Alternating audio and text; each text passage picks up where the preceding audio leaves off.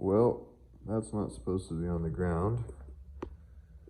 Took a little bit of a step back last night. I was starting to fill the power steering reservoir full of fluid because I was probably 30 minutes away from setting the truck on the ground. I hear a little gurgle and I hear the sound of drops dripping into a puddle. I look under the truck and power steering is pissing out just about as fast as I'm pouring it in. One of the seals on this Tundra rack upgrade didn't set properly. So I had the privilege and pleasure of taking this rack out again. I'm sure most of you that have Tacomas that did the Tundra rack swap or have read about it know how much of a pain in the ass this is. So yeah, that was fun. I'm pretty sure I figured out a new way to pull it through. Maybe not, but I'll show you guys. I pulled it through here. I pushed the driver end as far this way as I could, pushed it through that way over the CV axle, pushed it as far that way, tilted it like that, and then brought it out. It was not that simple. It took a couple tries, more than a couple tries, but that's how I pulled it out. It was way easier going in because I had, like I said, if you watched the video, everything was apart. I had everything off the truck and it was still kind of a pain, but it went in fairly smoothly. This was a fucking nightmare to get out and it's going to be a nightmare to put back. But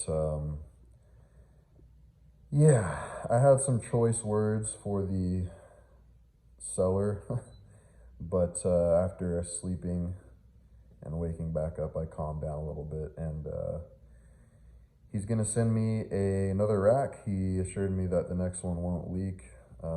If it does leak, I don't even know. I don't even want to think about it.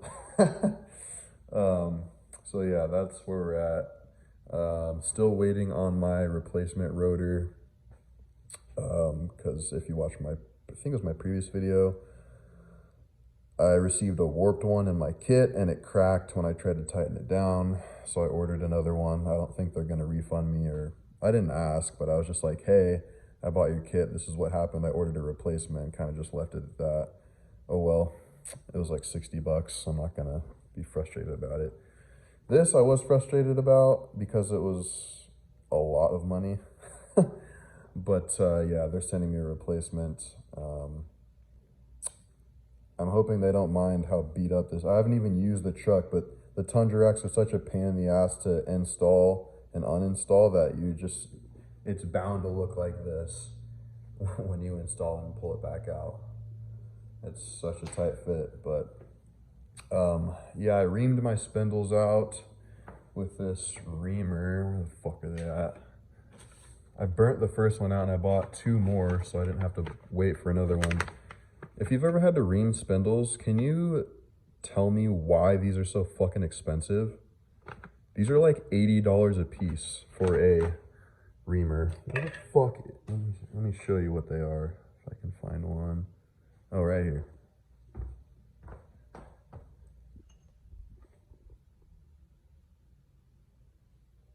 This is a reamer, and this was $80. And that's like commonplace. So yeah, it's to ream this out so you can fit the Tundra tie rod through, tie rod end, because the Tacoma ones are smaller, so you gotta ream it out. I burnt through the first one because I'm a noob reaming and I was just going for speed and I burnt it out. So I went slower with this other one I bought and I didn't even have to use the third one. You just gotta go slow. That was the key, I guess, so. Yeah, took a step back, but we'll get there. I got the rack coming, and then, like I said, I got that rotor coming. We'll get that on there, and finally we can set this fucking thing on the ground, man. Let me grab the keys real quick. My guy just died. Something's pissed off. Oh well.